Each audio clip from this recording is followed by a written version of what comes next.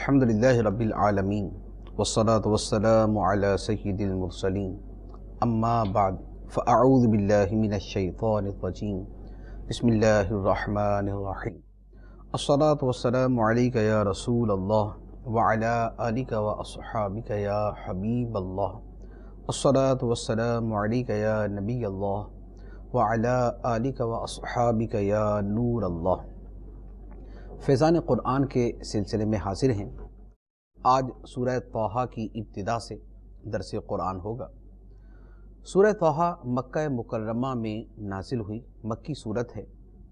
اس سورہ مبارکہ میں 8 رکوع اور 135 آیات مبارکہ ہیں۔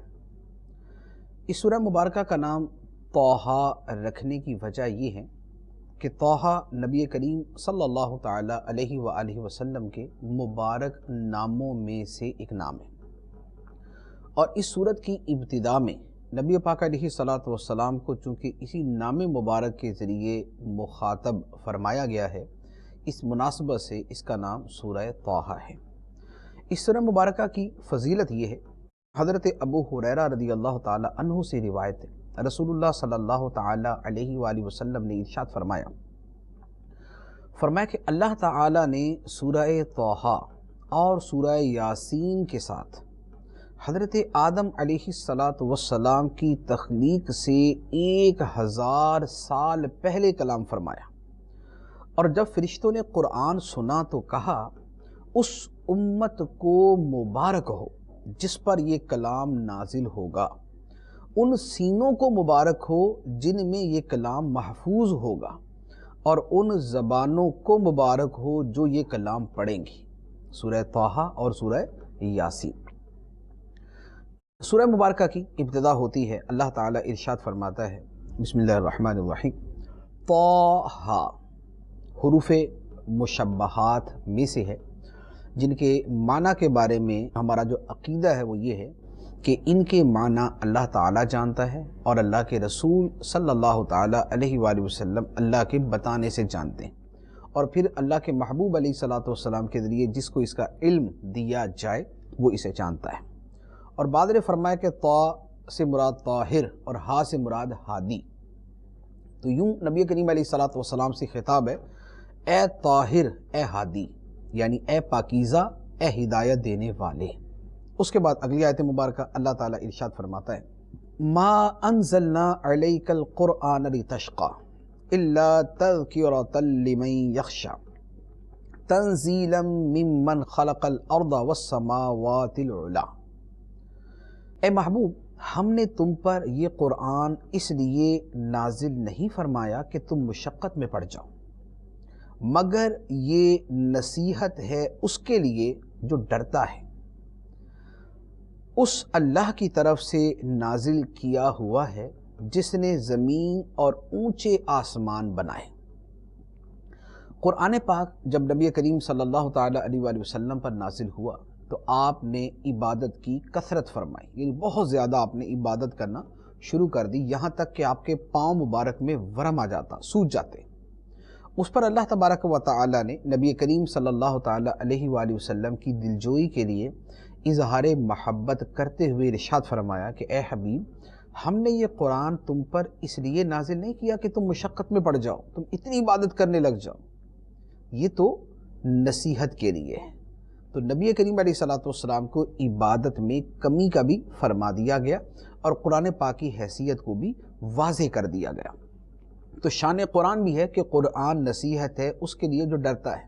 جس کے دل میں ڈر خوف ہی نہیں ہے اس نے کیا نصیحت مانی؟ تو جس کے دل میں اللہ کا ڈر ہے اس کے لیے قرآن عملی طور پر نصیحت ہے کہ اسے نصیحت کا نفع ہوتا ہے، فائدہ ہوتا ہے۔ اور پھر اللہ تعالیٰ نے اپنی شان بھی بیان فرما دی کہ یہ قرآن دیکھو کہ کس ہستی کی طرف سے نازل کیا گیا۔ کیسی ہستی ہے؟ فرمایا اس اللہ کی طرف سے نازل کیا ہوا جس نے زمین اور اونچے آسمان بنا ہے، جو آسمان و زمین کا بنانے والا خدا ہے، خالق ہے، یہ اس کا نازل کردہ ہے۔ اس کے بعد اللہ تعالیٰ کی مزید شانوں کا بیان ہے، اور ایک متشابہ آیت مبارکہ بھی ہے۔ ارشاد فرمایا الرحمن علی العرش استوی لہ ما فی السماوات وما فی الارض وما بینہما وما تحت الثری وہ بڑا مہربان ہے، اس نے عرش پر استوا فرمایا جیسا اس کی شان کے لائق ہے، اسی کی ملک ہے جو کچھ آسمانوں میں ہے اور جو کچھ زمین میں اور جو کچھ ان کے درمیان ہے اور جو کچھ اس گیلی مٹی کے نیچے ہے، سب اللہ کا ہے۔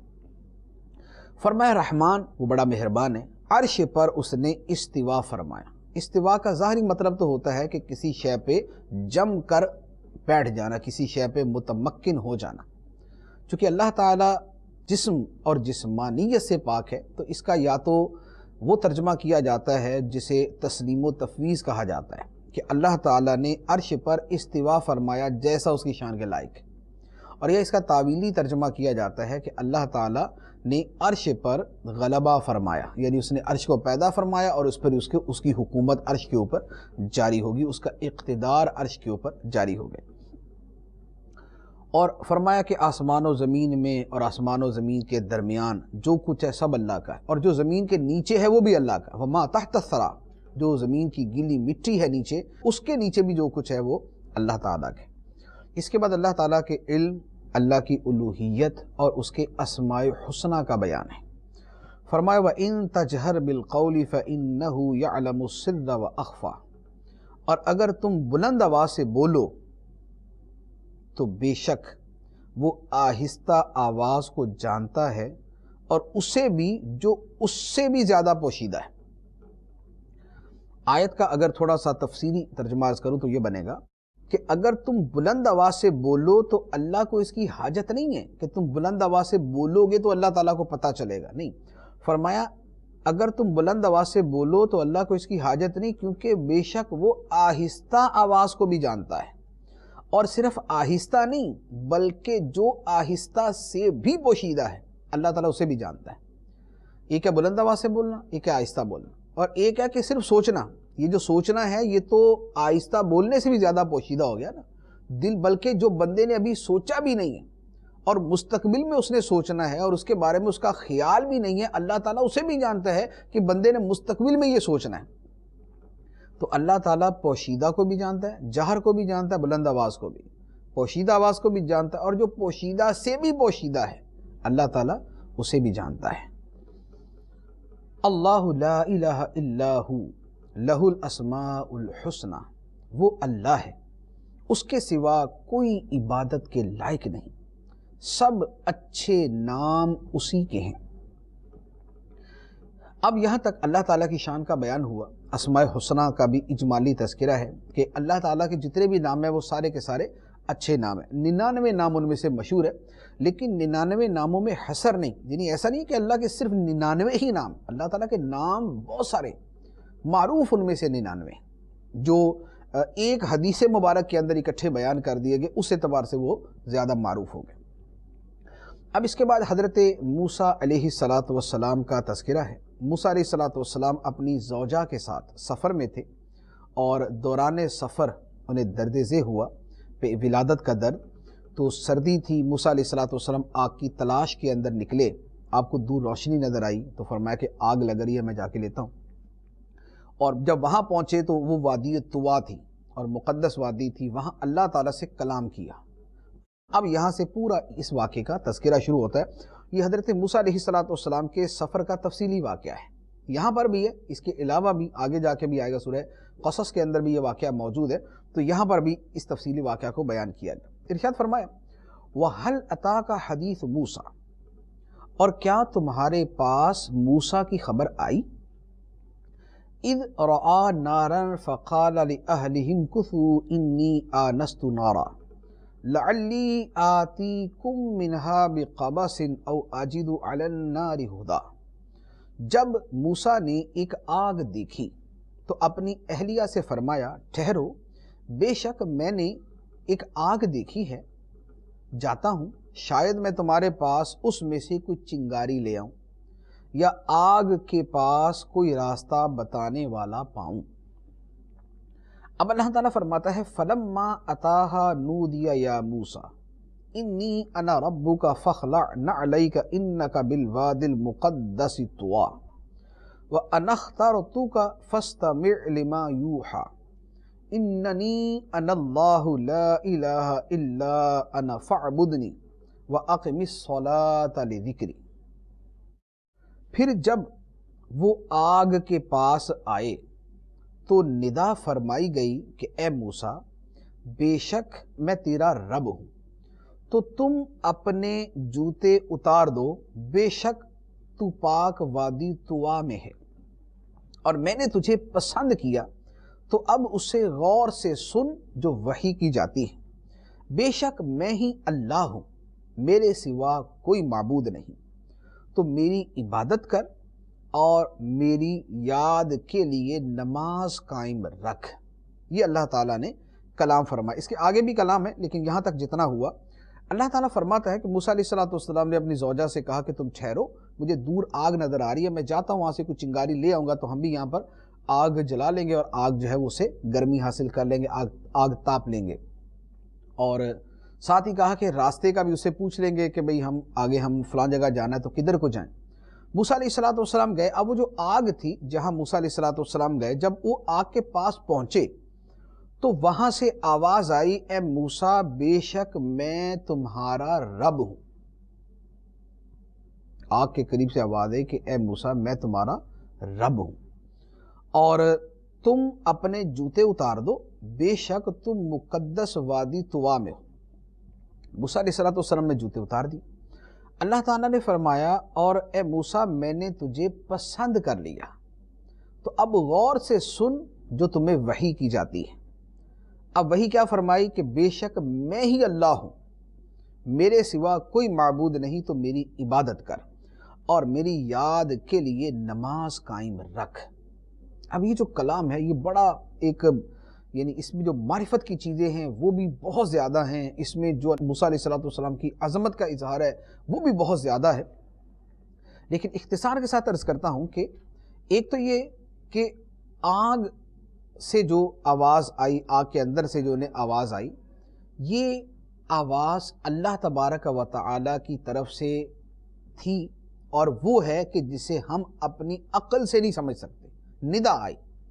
اب اللہ تعالیٰ کا جو کلام ہے وہ آواز سے بھی پاک ہے، یعنی اس کے لیے لفظ آواز بھی نہیں، تو یہ ندا آپ نے سنی، اور اس ندا کے اندر آپ کو یہ فرمایا گیا۔ اب وہ کیا تھی، اس کی کیفیت کیا تھی، ہم اسے بیان نہیں کر سکتے، ہم اسے سمجھ نہیں سکتے کہ اللہ تعالیٰ نے موسیٰ علیہ السلام سے جو کلام فرمایا، جو آواز سے پاک تھا وہ تھا کیا، جو صوت سے پاک تھا وہ کیا تھا۔ وہ تو ہم اس پر ایمان رکھتے ہیں، لیکن اس کی حقیقت کو ہم نہیں جانتے، ہم نہیں سمجھتے۔ دوسرا، اللہ تعالیٰ نے فرمایا کہ موسیٰ، تم مقدس وادی طوا میں ہو، اپنے جوتے اتار دو۔ اسے ایک ادب کا پتہ چلتا ہے کہ کسی مقدس جگہ پر جوتے اتار دینا یہ اس جگہ کے آداب میں سے، جیسے ہم مسجد میں آتے ہیں، مسجد میں آنے سے پہلے جوتے اتار دیتے ہیں، اگرچہ یہ کوئی واجب حکم نہیں ہوتا، لیکن ہمارے زمانے میں چونکہ اس کا ایک بہت جو ہے وہ عرف ہے کہ بہرحال اتارنے ہوتے، ورنہ احادیث مبارکہ میں اجازت کی صورت موجود ہے۔ تو جیسے ہم اب مسجد میں جاتے ہیں جوتے اتار دیتے ہیں، تو اسی طرح اگر کوئی شخص مدینہ منورہ جاتا ہے، وہاں جوتے اتار دیتا ہے نبی پاک صلی اللہ تعالیٰ علیہ وسلم کی تعظیم مبارک کے لیے، یا کسی ولی کے آستانے پر جاتا ہے اور وہ آستانے کی حدود کے اندر جوتے اتار دیتا ہے، تو یہ اتارنا اس کا شرعاً معیوب نہیں ہے۔ عرف کے اعتبار سے اگر نامناسب لگتا ہو تو اس کا موقع محل کا لحاظ کر لینا چاہیے، لیکن شرعاً اس کے اوپر کوئی گرفت نہیں۔ تیسری بات، اللہ تعالیٰ نے موسیٰ علیہ السلام سے فرمایا کہ میں نے تجھے پسند کر لیا۔ یہ اللہ تعالیٰ کا خاص کرم حضرت موسیٰ علیہ السلام پہ اللہ تعالیٰ فرماتا ہے کہ موسیٰ، میں نے تجھے پسند کر لیا۔ پھر فرمایا کہ اب وحی کو غور سے سنو، بے شک میں اللہ ہوں، میرے سوا کوئی معبود نہیں، میری عبادت کر اور میری یاد کے لیے نماز قائم کر۔ تو نماز قائم کرنے کا حضرت موسیٰ علیہ السلام کو بطور خاص فرمایا گیا کہ نماز قائم رکھ، اور نماز کا مقصد بیان کر دیا کہ نماز کے ذریعے اللہ کو یاد کیا جاتا ہے۔ اللہ کی یاد کا ایک بہترین ذریعہ نماز ہے۔ اب اس کے بعد پھر اللہ تعالیٰ نے قیامت کے وقوع کی خبر دی، اور اس قیامت کے وقوع کا مقصد بیان کیا، قیامت کیوں آئے گی۔ اللہ تعالیٰ فرماتا ہے، ان الساعۃ آتیۃ اکاد اخفیھا لتجزا کل نفس بما تسعی فلا یصدنک عنھا من لا یؤمن بها واتبع هواه فترضى۔ بے شک قیامت آنے والی ہے، قریب ہے کہ میں قیامت کو تمام لوگوں سے چھپا رکھوں۔ قیامت کیوں آئے گی؟ فرمایا تاکہ ہر جان کو اس کی کوشش کا بدلہ دیا جائے۔ تو اے سننے والے، قیامت پر ایمان نہ لانے والا شخص اور اپنی خواہش کی پیروی کرنے والا ہرگز تجھے قیامت کے ماننے سے باز نہ رکھے، ورنہ تو بھی ہلاک ہو جائے گا۔ تین باتیں فرمایا قیامت آئے گی، لیکن قیامت کو اللہ تعالیٰ نے اس کا وقت چھپا کے رکھا ہے، وقت عام مخلوق سے چھپا کے رکھا ہے۔ دوسرا فرمایا قیامت کا مقصد یہ ہے کہ ہر بندے نے دنیا میں جو کیا ہے اس کو بدلہ دیا جائے، کیونکہ دنیا میں ہر بندے کو اس کے اعمال کا پورا بدلہ نہیں ملتا۔ دنیا میں ایک بندے نے اگر 1,00,000 بندوں کو قتل کر دیا، اب اس کو بدلے کے اندر جان سے بھی مار دیں تو 1,00,000 بندوں کا بدلہ تو نہ ہوا، ایک جان کے بدلے میں تو اس کی ایک جان گئی، وہ جو بقیہ ایک کم 1,00,000 بندہ ہے ان کا بدلہ کہاں سے ہوگا؟ تو قیامت میں پورا بدلہ دیا جائے گا۔ تو فرمایا کہ قیامت کا مقصد یہ ہے کہ ہر بندے نے دنیا میں جو کمایا، جو کوشش کی، جو عمل کیا، اسے اس کا بدلہ دیا جائے۔ اب فرمایا کہ جو بندہ قیامت کو نہیں مانتا اور اپنی خواہشات کے پیچھے چلتا ہے، ایسا شخص اے سننے والے تجھے ماننے سے باز نہ رکھ دے۔ ایسا نہ ہو کہ اس کی بات مان کے تو بھی قیامت کا انکار کر دے، یا اس کی صحبت کی وجہ سے تو بھی قیامت کو نہ ماننے کی طرف چلا جائے، ایسا نہ ہو ورنہ تو بھی ہلاک ہو جائے گا۔ اب اس کے بعد موسیٰ علیہ السلام سے اللہ تعالیٰ نے جو کلام فرمایا اس کی تفصیل یہاں پر بیان کی گئی۔ اللہ تعالیٰ نے فرمایا وَمَا تِلْكَ بِيَمِينِكَ يَا مُوسَىٰ قَالَ هِيَ عَصَايَ أَتَوَكَّأُ عَلَيْهَا وَأَهُشُّ بِهَا عَلَىٰ غَنَمِي وَلِيَ فِيهَا مَآرِبُ أُخْرَىٰ قَالَ أَلْقِهَا يَا مُوسَىٰ فَأَلْقَاهَا فَإِذَا هِيَ حَيَّةٌ تَسْعَىٰ قَالَ خُذْهَا وَلَا تَخَفْ سَنُعِيدُهَا سِيرَتَهَا الْأُولَىٰ۔ اللہ تعالیٰ نے فرمایا اے موسیٰ یہ تمہارے دائیں ہاتھ میں کیا ہے؟ موسیٰ نے عرض کی یہ میرا عصا ہے، لاٹھی ہے، میں اس پر تکیہ لگاتا ہوں اور اس سے اپنی بکریوں پر پتے جھاڑتا ہوں، اور میری اس میں اور بھی کئی ضرورتیں ہیں۔ اللہ نے فرمایا اے موسیٰ اسے زمین پہ ڈال دو۔ تو موسیٰ نے اسے نیچے ڈال دیا تو اچانک وہ عصا، وہ لاٹھی سانپ بن گیا جو دوڑ رہا تھا۔ اللہ نے فرمایا اسے پکڑ لو اور ڈرو نہیں، اے موسیٰ اس عصا کو پکڑ لو اور ڈرو نہیں، ہم اس عصا کو دوبارہ پہلی حالت پر لوٹا دیں گے، یعنی تم اس سانپ کو ہاتھ لگاؤ گے تو یہ دوبارہ وہی لاٹھی بن جائے گا، یہ دوبارہ وہی عصا بن جائے گا۔ یہ اللہ تبارک و تعالیٰ نے پہلی بات کہ اللہ تعالیٰ نے فرمایا موسیٰ تیرے دائیں ہاتھ میں کیا ہے؟ اب اللہ تعالیٰ کو پتہ ہے کہ دائیں ہاتھ میں کیا ہے موسیٰ علیہ السلام کو، لیکن پھر بھی پوچھا۔ تو اس سے ایک بات یہ پتہ چلی کہ یہ اگر کسی بات کا سوال کیا جائے تو اس کا یہ مطلب نہیں ہوتا کہ آدمی کو پتہ نہیں۔ اللہ تعالیٰ نے سوال تو کیا کہ موسیٰ تیرے ہاتھ میں کیا ہے؟ اللہ تعالیٰ تو سب سے زیادہ جاننے والا کہ موسیٰ علیہ السلام کے ہاتھ میں کیا ہے۔ اسی طرح احادیث مبارکہ میں نبی کریم صلی اللہ تعالیٰ علیہ وآلہ وسلم نے بہت سارے سوالات کیے، جبرائیل امین علیہ السلام سے یا کسی اور فرشتے سے یا لوگوں سے آپ نے سوالات کیے، تو اس کا یہ مطلب نہیں کہ سرکار علیہ السلام کو اس کا علم نہیں تھا۔ ہر سوال اس لیے نہیں ہوتا کہ اس کا علم نہیں، سوال کے بہت سارے مقاصد ہوتے ہیں۔ تو اللہ تعالیٰ کا یہاں پوچھنا اگلی باتوں کے اظہار کے طور پہ تھا کہ اس کے بعد مزید کچھ بتایا جائے گا موسیٰ علیہ السلام۔ اسی طرح نبی پاک علیہ السلام نے بہت سارے سوالات لوگوں سے کیے، جبرائیل امین علیہ السلام سے کیے، تو اس کے پیچھے اور حکمتیں تھیں۔ اس کا یہ مطلب نہیں تھا کہ سرکار علیہ السلام کو علم نہیں ہے اور اس لیے اپنی معلومات کے لیے نبی پاک علیہ السلام سوال کر رہے ہیں۔ اب وہ معجزہ کیا ہوا کہ موسیٰ علیہ السلام نے کہا یا اللہ میرے ہاتھ میں عصا ہے، اس سے بہت سارے کام کرتا ہوں، درختوں کے پتے جھاڑتا ہوں، تکیہ بھی لگا لیتا ہوں اور بھی بہت سارے کام کر لیتا ہوں۔ اب صرف جواب تھا کہ یہ میرا عصا ہے، لیکن موسیٰ علیہ السلام نے آگے بہت ساری چیزیں بیان کر دی، یہ بھی ہے، یہ بھی ہے، یہ میں یہ بھی کرتا ہوں، یہ بھی کرتا ہوں۔ یہ کیا ہے؟ علماء نے لکھا ہے کہ جواب تو اللہ تعالیٰ کے کلام کا اتنا تھا، اللہ تعالیٰ نے فرمایا کیا ہے تیرے ہاتھ میں؟ عرض کر دیتی یا اللہ عصا ہے، لیکن آگے جو بیان کیا وہ اس لیے کہ اللہ تعالیٰ سے کلام کرنے کو اور لمبا کریں، اللہ تعالیٰ سے ہم کلامی کو اور طول دیں، اسے تھوڑا سا پرولونگ کریں تاکہ زیادہ ٹائم تک اللہ تعالیٰ سے بات چیت ہو سکے، زیادہ وقت اللہ تعالیٰ سے کلام کریں اور اللہ تعالیٰ سے کلام کی جو لذت موسیٰ علیہ السلام کو مل رہی تھی اسے زیادہ سے زیادہ حاصل کریں۔ اب اللہ تعالیٰ نے فرمایا کہ اس کو زمین پہ ڈال دو، موسیٰ علیہ السلام نے زمین پہ رکھا، وہ سانپ بن گیا۔ اب سام بن گیا تو تھوڑی سی گھبراہٹ ہوتی ہے. تو اللہ تعالیٰ نے فرمایا کہ موسیٰ پکڑ لو، ڈرو نہیں، ہاتھ لگے گا یہ دوبارہ عصا بن جائے گا. لیکن موسیٰ علیہ السلام کو بتا دیا کہ تمہارے عصا کے اندر ہم نے یہ خصوصیت رکھی ہے کہ تم اپنا معجزہ عصا کی صورت میں ظاہر کرنا چاہو گے تو اس انداز میں ظاہر کر سکتے ہو. اس کے بعد دوسرا معجزہ، دوسرا کیا؟ اللہ تعالیٰ فرماتا ہے وَضْمُمْ يَدَكَ إِلَى جَنَاحِكَ تَخْرُجْ بَيْضَاءَ مِنْ غَيْرِ سُوءٍ آیَةً أُخْرَى لِنُرِيَكَ مِنْ آیَاتِنَا الْكُبْرَى.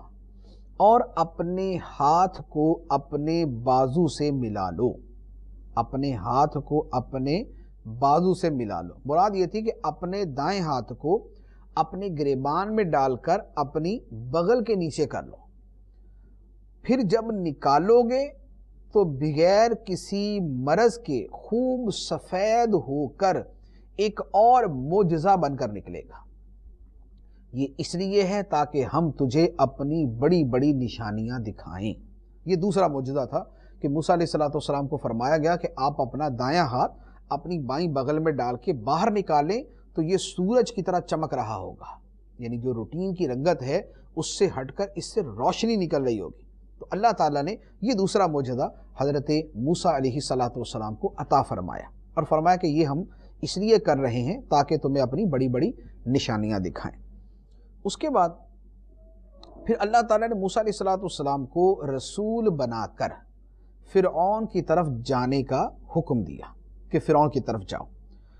پھر جب اللہ تعالیٰ نے رسول بنایا اور بتایا اور فرعون کی طرف جانے کا حکم دیا تو موسیٰ علیہ السلام نے کچھ دعائیں مانگی کہ یا اللہ میری دعائیں ہیں. تو اللہ تعالیٰ نے آگے ان کا ذکر فرمایا.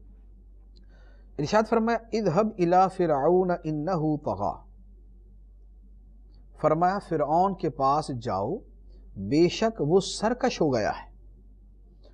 قال رب اشرح لي صدري ويسر لي امري واحلل عقدة من لساني يفقهوا قولي واجعل لي وزيرا من اهلي هارون اخي اشدد به ازري واشركه في امري كي نسبحك كثيرا ونذكرك كثيرا انك كنت بنا بصيرا. موسیٰ علیہ السلام نے عرض کی اے میرے رب، میرے لیے میرا سینہ کھول دے اور میرے لیے میرا کام آسان فرما دے اور میری زبان سے گرہ کھول دے تاکہ لوگ میری بات سمجھیں، اور میرے لیے میرے گھر والوں میں سے ایک وزیر بنا دے میرے بھائی ہارون کو. اس کے ذریعے میری کمر مضبوط فرما اور اسے میرے کام میں شریک کر دے تاکہ ہم بکثرت تیری پاکی بیان کریں اور بکثرت تیرا ذکر کریں، بے شک تو ہمیں دیکھ رہا ہے. جب اللہ تعالیٰ نے فرمایا کہ جاؤ فرعون کی طرف جاؤ، فرعون بڑا سرکش ہو گیا ہے، تو موسیٰ علیہ السلام پھر یہ دعائیں مانگی کہ یا اللہ میرا سینہ کھول دے، میرے کام کو آسان فرما دے، میری زبان میں بولنے کے اندر کچھ پرابلم ہے اے اللہ اس پرابلم کو ختم کر دے تاکہ لوگ میری بات سمجھ سکیں، اور میرے گھر والوں میں سے ایک بندہ میرا معاون بنا دے، میرے بھائی ہارون کو میرا معاون بنا دے، اسے میرے ساتھ اسے بھی رسول بنا دے، اسے بھی میرے ساتھ امر رسالت میں شریک کر دے تاکہ ہم تیری تسبیح کریں، تیرا ذکر کریں، تو ہمیں دیکھ رہا ہے. موسیٰ علیہ السلام کی یہ ساری دعائیں تھیں. اب اللہ تعالیٰ فرماتا ہے قال قد اوتیت سؤلک یا موسیٰ، اللہ نے فرمایا اے موسیٰ تیرا سوال تجھے عطا کر دیا گیا. اے موسیٰ تو نے جو مانگا ہم نے تجھے عطا کر دیا. موسیٰ علیہ السلام نے سینے کی کوشادگی مانگی، اللہ تعالیٰ نے عطا فرما دی. تحصیل امر معاملے کو آسان کر دینا مانگا، اللہ تعالیٰ نے عطا فرما. زبان کی گرہ دور کرنے کا عرض کیا، اللہ تعالیٰ نے عطا کر دیا. حضرت ہارون علیہ السلام کو رسول بنانے کا کہا، اللہ تعالیٰ نے رسول بھی بنا دیا. موسیٰ علیہ السلام کی دعا پر اللہ تعالیٰ نے ان کے بھائی کو رسول بھی بنا دیا. یہ مرتبہ ہے اللہ کے نبی کی دعا کا. اب تو یہ ممکن نہیں ہے کیونکہ سرکار علیہ السلام آخری نبی ہیں اور ان کے بعد کوئی دوسرا نبی تشریف نہیں لائے گا، لیکن موسیٰ علیہ السلام کے اظہار شرف کے لیے اللہ تعالیٰ نے اس معاملے کو اس انداز کے اندر ظاہر فرمایا. واللہ اللہ تعالیٰ کی جو تدبیر تھی اس کے اندر تو حضرت ہارون علیہ السلام کا رسول ہونا لکھا ہوا تھا. اب اس کے بعد اللہ تعالیٰ فرماتا ہے وَلَقَدْ مَنَنَّا عَلَيْكَ مَرَّةً أُخْرَى، اور اے موسیٰ بے شک ہم نے تجھ پر ایک مرتبہ دوسرا احسان فرمایا تھا. یعنی اللہ تعالیٰ فرماتا ہے موسیٰ تم نے دعائیں مانگی، ہم نے تیری دعائیں قبول کر لیں. قد اوتیت سؤلک یا موسیٰ، تو نے جو مانگا ہم نے تجھے عطا کر دیا، اور اس سے پہلے بھی ہم نے تم پر ایک مرتبہ احسان کیا ہوا ہے۔ اب وہ احسان کیا ہے، اب اللہ تعالیٰ اس کو بیان فرماتا ہے۔ وہ احسان کیا تھا کہ موسیٰ علیہ السلام جب پیدا ہوئے تھے تو اس زمانے میں چونکہ فرعون نے خواب دیکھا تھا کہ اس کی سلطنت ایک بچے کی وجہ سے ختم ہو جائے گی، تو اس نے بچوں کو شہید کروانا، قتل کروانا شروع کر دیا تھا۔ تو اس وقت حضرت موسیٰ علیہ السلام کو اللہ تبارک و تعالیٰ نے بچایا تھا۔ اب یہاں سے اس واقعے کی تفصیل شروع ہوتی ہے۔ ارشاد فرمایا اذ اوحینا الی امک ما یوحی ان اقذ فیہ فی التابوت فاقذ فیہ فی الیم فلیلقہ الیم بالساحل یأخذہ عدو لی وعدو لہ وَأَلْقَيْتُ عَلَيْكَ مَحَبَّةً مِّنِّي وَلِتُصْنَعَ عَلَىٰ عَيْنِي۔ اس واقعے کی تھوڑی سی تمہید عرض کر دوں، چونکہ فرعون نے یہ حکم جاری کیا ہوا تھا کہ بنی اسرائیل میں جو لڑکا پیدا ہو اس کو مار دیا جائے، اور حضرت موسیٰ علیہ السلام اس سال پیدا ہوئے جس سال یہ حکم دیا ہوا تھا۔ تو اب اللہ تعالیٰ نے حضرت موسیٰ علیہ السلام کی والدہ کے دل میں یہ بات ڈالی کہ تم اپنے بچے کے ساتھ کیا کرو۔ تو اس کے بارے میں اللہ تعالیٰ فرماتا ہے اے موسیٰ، جب ہم نے تمہاری ماں کے دل میں وہ بات ڈالی جو اس کے دل میں ڈالی جانی تھی کہ اس بچے کو صندوق میں رکھ کر دریا میں ڈال دو، تو دریا اسے کہیں کنارے پہ ڈال دے گا تاکہ اسے وہ اٹھا لے، وہ فرعون، تاکہ اسے وہ اٹھا لے جو میرا بھی دشمن ہے اور اس کا بھی دشمن ہے۔ اور اے موسیٰ، میں نے تم پر اپنی طرف سے محبت ڈالی اور تاکہ میری نگاہ کے سامنے تمہاری پرورش کی جائے۔ یعنی کیا ہوا، اللہ تعالیٰ فرماتا ہے کہ ہم نے تمہاری ماں کے دل میں یہ بات ڈالی تھی کہ ایک صندوق میں بند کر کے ان کو دریا نیل میں ڈال دو، اور دریا نیل پہ یہ موسیٰ علیہ السلام کا وہ تابوت جو صندوق ہے وہ چلتا جائے گا، اور فرعون کے محل کے قریب جا کے وہ دریا سے باہر نکال لیا جائے گا۔ اسے فرعون نکالے گا، فرعون اٹھائے گا جو اللہ کا بھی دشمن ہے، موسیٰ علیہ السلام کا بھی دشمن ہے، کیونکہ وہ بنی اسرائیل کا دشمن تھا۔ اب اللہ تعالیٰ فرماتا ہے کہ موسیٰ، میں نے تم پر اپنی طرف سے محبت ڈالی۔ محبت ڈالی کیا مطلب کہ موسیٰ علیہ السلام کا ایسا حسن تھا اور ان کی آنکھوں کے اندر ایسی چمک تھی کہ جو آپ کو دیکھتا تھا وہ آپ کی محبت میں گرفتار ہو جاتا تھا۔ تو جب حضرت موسیٰ علیہ السلام کا صندوق فرعون کے محل کے پاس پہنچا اور وہاں اس کی بیوی نے اس کی بیوی حضرت آسیہ جو بعد میں مسلمان ہوں گی، انہوں نے جب وہ صندوق نکالا اور موسیٰ علیہ السلام کو دیکھا، تو موسیٰ علیہ السلام کو دیکھتے ساتھ ہی ان کے دل میں پیار پیدا ہو گیا موسیٰ علیہ السلام کا۔ تو انہوں نے کہا کہ ہم اس کو اپنا بیٹا بنا لیتے ہیں، یہ ہمارا وارث بن جائے گا، ہمارا ویسے تو وارث ہے کوئی نہیں۔ تو اللہ تعالیٰ نے یہاں پر فرمایا کہ میں نے تم پر اپنی طرف سے محبت ڈال دی کہ جو تمہیں دیکھے گا تمہاری محبت میں گرفتار ہو جائے گا، اور فرمایا تاکہ میری نگاہ کے سامنے تمہاری پرورش ہو۔ یہ اللہ تعالیٰ فرماتا ہے کہ موسیٰ میرے سامنے تیری پرورش ہو، ہر چیز اللہ تعالیٰ کے سامنے ہے۔ یہاں جو فرمایا کہ وَلِتُصْنَعَ عَلَىٰ عَيْنِي، میری نگاہ کے سامنے تمہاری پرورش ہو، یہ ایک بطور خاص ان کو اعزاز اور فضیلت دینے کے طور پہ۔ اچھا، اب کیا ہوا کہ جب حضرت موسیٰ علیہ السلام کی والدہ نے موسیٰ علیہ السلام کو صندوق میں ڈال کر انہیں دریا میں ڈالا تھا، تو حضرت موسیٰ علیہ السلام کی جو ہمشیرہ تھی، جو آپ کی سسٹر تھی، وہ صندوق کے ساتھ ساتھ چل رہی تھی۔ یعنی صندوق دریا میں چل رہا ہے تو اب وہ بھی محبت کے اندر کہ میرا بھائی ہے یہ، تو وہ بھی دریا کے کنارے کنارے جا رہی ہیں کہ میں دیکھتی ہوں کہ میرے بھائی کا صندوق کہاں جاتا ہے، کون اس کو نکالتا ہے۔ تو اب اللہ تعالیٰ اس کو بیان کرتا ہے۔ اچھا، پھر اس میں کیا ہوا کہ اب وہ صندوق جو ہے وہ تو فرعون کے محل میں جا کے نکلا، اس کی بیوی آسیہ نے اٹھوا لیا، نکالا تو حضرت موسیٰ علیہ السلام۔ اچھا، موسیٰ علیہ السلام، فرعون نے کہا کہ نہیں قتل کرنا ہے، آسیہ نے کہا کہ نہیں اس بچے کو کیا پتا کہ یہ فرعون کون ہے، وہ تو ہمیں اپنا باپ ہی سمجھے گا، مجھے اپنی ماں ہی سمجھے گا۔ تو یوں حضرت آسیہ نے فرعون کو منا لیا۔ اچھا، اب اس کے بعد کیا ہوا کہ اب کہا کہ چلو ٹھیک ہے، اب اس کو رکھنا ہے تو اس کو دودھ پلائیں۔ اب دودھ کس سے پلوائیں؟ اب جو بھی دودھ پلانے والی حضرت موسیٰ علیہ السلام کی طرف آگے کرتے، موسیٰ علیہ السلام منہ پھیر لیتے، چھوٹے سے بچے دودھ نہیں پیتے۔ تو حضرت موسیٰ علیہ السلام کی جو ہمشیرہ تھی، جو سسٹر تھیں آپ کی، انہوں نے کہا کہ اگر تم مجھے اجازت دو تو میں تمہیں بتا دوں، ایک عورت ہے، اس کا دودھ بڑا اچھا ہے، اگر اس کا دودھ اس بچے کو پلایا جائے تو یہ فوراً پی لے گا۔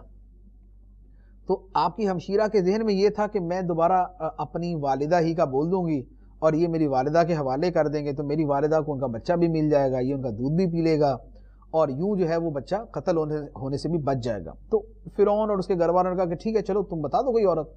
تو حضرت موسیٰ علیہ السلام کی جو ہمشیرہ تھی وہ اپنی والدہ کو لے آئیں۔ جب اپنی والدہ کو لے کر آئیں اور والدہ نے جب حضرت موسیٰ علیہ السلام کو اٹھایا تو موسیٰ علیہ السلام نے فوراً دودھ پینا شروع کر دیا۔ تو یہ تھا وہ سارا معاملہ کہ اللہ تعالیٰ نے کیسے ایک بات حضرت موسیٰ علیہ السلام کی والدہ کے دل میں ڈالی، انہوں نے صندوق میں بچہ ڈالا، وہ آگے گیا، فرعون کے گھر پہنچا، وہاں سے دوبارہ گھوم کے پھر حضرت موسیٰ علیہ السلام کی والدہ کے پاس آ گیا۔ تو یہاں اللہ تعالیٰ اس کو بیان فرماتا ہے، ارشاد فرمایا اذ تمشی اختک فتقول هل ادلکم علی من یکفلہ فرجعناک الی امک کی تقر عینها ولا تحزن وقتلت نفسا فنجیناک من الغم وفتناک فتونا فلبثت سنین فی اہل مدین ثم جئت علی قدر یا موسیٰ۔ اے موسیٰ، جب تیری بہن چلتی جا رہی تھی، پھر جب تم نے کسی عورت کا دودھ قبول نہ کیا، پھر وہ تمہاری بہن کہنے لگی کہ کیا میں تمہیں ایسی عورت کی طرف رہنمائی کروں جو اس بچے کی دیکھ بھال کرے؟ جب انہوں نے مان لیا تو ہم تجھے تیری ماں کے پاس پھیر لائے تاکہ اس کی آنکھ ٹھنڈی ہو اور وہ غمگین نہ ہو، اور تم نے اے موسیٰ تم نے ایک آدمی کو قتل کر دیا تو ہم نے تمہیں غم سے نجات دی اور تمہیں اچھی طرح آزمایا، پھر تم کئی برس مدین والوں میں رہے، پھر اے موسیٰ تم ایک مقررہ وعدے پر حاضر ہو گئے۔ اب اس میں اگلے کئی واقعات کا بیان ہو گیا۔ فرمایا کہ تم نے ایک جان کو قتل کر دیا، تو یہ وہ ایک واقعہ ہے جو آگے جا کے ہم تفصیل سے بیان کریں گے۔ یعنی وہ موسیٰ علیہ السلام نے قصداً قتل نہیں کیا تھا، ارادہ قتل کے بغیر جو ہے وہ بندہ آپ کے گھونسا کھا کے مر گیا تھا، ظالم آدمی تھا۔ اور اس کے بعد پھر موسیٰ علیہ السلام پریشان ہوئے تو اللہ تعالیٰ نے پریشانی سے نجات عطا فرمائی۔ پھر اللہ تعالیٰ فرماتا ہے کہ ہم نے تمہیں کئی طرح آزمایا، ہر آزمائش کے اندر تم پورے اترے، پھر تم کئی برس مدین والوں میں رہے، اہل مدین کے اندر رہے۔ پھر جب ہم نے تم سے کہا کہ ہمارے پاس طور کے اوپر حاضر ہو جاؤ، طور کے اوپر تورات شریف لینے کے لیے، تو موسیٰ علیہ السلام طور پر حاضر ہو گئے۔ تو یہ پورے کا پورا واقعہ اللہ تعالیٰ نے یہاں پر بیان فرمایا۔ اب اللہ تعالیٰ موسیٰ علیہ السلام پہ اپنا خاص کرم کرتے ہوئے ارشاد فرماتا ہے اور موسیٰ علیہ السلام کو معجزات کے ساتھ فرعون کی طرف جانے کا حکم دیا۔ پہلے فرمایا وَاصْطَنَعْتُكَ لِنَّفْسِي، اور میں نے تجھے خاص اپنی ذات کے لیے بنایا۔ یہ اللہ تعالیٰ کا موسیٰ علیہ السلام سے پیار ہے، محبت ہے۔ فرمایا کہ اے موسیٰ میں نے تجھے خاص اپنی ذات کے لیے بنایا، سبحان اللہ۔ اب اس کے بعد فرعون کی طرف جانے کا فرمایا، تو فرمایا اذهب انت واخوك بآیاتی ولا تنیا فی ذکری اذهبا الى فرعون انه طغى فقولا له قولا لینا لعله يتذکر او یخشى قالا ربنا اننا نخاف ان يفرط علينا او ان يطغى قال لا تخافا انني معكما اسمع وارى فأتياه فقولا انا رسول ربك فأرسل معنا بني إسرائيل ولا تعذبهم قد جئناك بآية من ربك والسلام على من اتبع الهدى إنا قد أوحي إلينا أن العذاب على من كذب وتولى۔ فرمایا اے موسیٰ تم اور تمہارا بھائی دونوں میری نشانیاں لے کر جاؤ اور میری یاد میں سستی نہ کرنا، دونوں فرعون کی طرف جاؤ، بے شک اس نے سرکشی کی ہے، تو تم اس سے نرم بات کہنا اس امید پر کہ شاید وہ نصیحت قبول کر لے یا ڈر جائے۔ دونوں نے عرض کی اے ہمارے رب، بے شک ہم اس بات سے ڈرتے ہیں کہ فرعون ہم پر زیادتی کرے گا یا سرکشی سے پیش آئے گا۔ اللہ نے فرمایا تم ڈرو نہیں، بے شک میں تمہارے ساتھ ہوں، میں سن رہا ہوں اور دیکھ بھی رہا ہوں۔ پس تم اس کے پاس جاؤ اور اس سے کہو کہ ہم تیرے رب کے بھیجے ہوئے ہیں، تو بنی اسرائیل کو ہمارے ساتھ بھیج دے اور انہیں تکلیف نہ دے، بے شک ہم تیرے رب کی طرف سے ایک نشانی لائے ہیں اور اس پر سلامتی ہو جو ہدایت کی پیروی کرے، بے شک ہماری طرف وحی کی گئی ہے کہ عذاب اس پر ہے جو جھٹلائے اور منہ پھیرے۔ یہ موسیٰ علیہ السلام سے اللہ تعالیٰ نے فرمایا کیا فرمایا؟ فرمایا کہ میری نشانیاں لے کر، وہ جو ید بیضا چمکتا ہوا ہاتھ تھا، عصا تھا جو سام بن جاتا تھا، فرمایا کہ یہ نشانیاں لے کر جاؤ، اور فرمایا میری یاد میں سستی نہ کرنا، مجھے یاد بھی کرتے رہنا، میرا ذکر بھی کرتے رہنا۔ اس سے پتہ چلا کہ مبلغ کو ذکر الہی بھی کرنا چاہیے، ایسا نہ ہو کہ وہ تبلیغ کے کاموں میں ایسا مشغول ہو جائے کہ وہ تسبیح کرنا، اللہ کی یاد کرنا اس کو بالکل ہی بھلا دے۔ تبلیغ بھی اللہ کا ذکر ہے، لیکن اس سے ہٹ کر جدا گانا جو ذکر خالص ہے، اللہ کا نام لینا، وہ بھی مبلغ کو کرتے رہنا چاہیے۔ تو فرمایا میری یاد میں سستی نہ کرنا۔ فرعون کی طرف جاؤ، اس نے سرکشی کی ہے، اور اس سے نرمی سے بات کرنا۔ یہ مبلغین کے لیے اصول ہے کہ اللہ تعالیٰ نے حضرت موسیٰ اور ہارون علیہ السلام کو بھیجا فرعون کی طرف، جانے والے نبی ہیں جو قطعی دلائل کے اوپر گئے، جس کی طرف بھیجا گیا وہ فرعون ہے، لیکن اللہ تعالیٰ فرماتا ہے بات نرمی سے کر۔ تو پتہ چلا کہ تبلیغ کا کام، نیکی کی دعوت کا جو کام ہے، یہ نرمی سے ہوتا ہے، یہ پیار سے ہوتا ہے۔ موقع مال کی مناسبت سے تو جہاد بھی ہوتا ہے، لیکن جو عمومی ایک طریقہ کار ہے اس میں نرمی، حکمت عملی جو ہے یہی زیادہ کام کرتی ہے۔ اب اللہ تعالیٰ نے فرمایا کہ جاؤ فرعون کی طرف اور نرمی سے بات کرنا، اس امید پر اسے سمجھانا کہ وہ نصیحت مان لے یا اللہ سے ڈر جائے۔ تو دونوں نے عرض کی کہ اللہ ہمیں تو فرعون سے ڈر ہے کہ ہم پہ زیادتی کرے گا، سرکشی کرے گا۔ تو اللہ تعالیٰ نے فرمایا ڈرو نہیں، میں تمہارے ساتھ ہوں، اننی معکما، بے شک میں خود تمہارے ساتھ ہوں، میں سن بھی رہا ہوں، دیکھ بھی رہا ہوں۔ جاؤ تم، اور جا کے اسے کہو کہ ہم تمہارے پاس اللہ کی طرف سے بھیجے گئے ہیں، بنی اسرائیل کو ہمارے ساتھ روانہ کر دے اور انہیں تکلیف نہ دے، ہم تمہارے پاس نشانی لائے ہیں، اور اللہ کی سلامتی اس بندے پر جو ہدایت قبول کرے، اور بے شک ہماری طرف وحی کی گئی ہے کہ عذاب اس شخص پر ہے جو دین کو جھٹلاتا ہے، جو خدا کو جھٹلاتا ہے اور اس سے منہ پھیرتا ہے۔ تو یہ وہ پیغام تھا جو حضرت موسیٰ علیہ السلام اور حضرت ہارون علیہ السلام کو دے کر بھیجا گیا۔ انہوں نے جا کر یہ پھر سارا کلام یہ جا کے فرعون سے کیا، فرعون کو جا کے یہ ساری باتیں کہہ دی، نرمی سے اس سے بات کی اور اسے سمجھایا کہ ہم تیرے رب کے رسول ہیں، اس نے ہمیں بھیجا ہے، بنی اسرائیل کو ہمارے ساتھ روانہ کر دے اور انہیں تنگ نہ کر۔ تو جب یہ ساری باتیں کی، اس کے بعد پھر موسیٰ علیہ السلام کے کلام پر فرعون نے جواب دیا۔ اس نے کیا جواب دیا یہ انشاءاللہ عز و جل ہم اگلے سلسلے میں بیان کریں گے۔ اللہ تبارک و تعالی ہمیں قرآن پڑھنے، سمجھنے اور عمل کرنے کی توفیق عطا فرمائے، آمین بجاہ النبی الامین صلی اللہ تعالی علیہ وسلم۔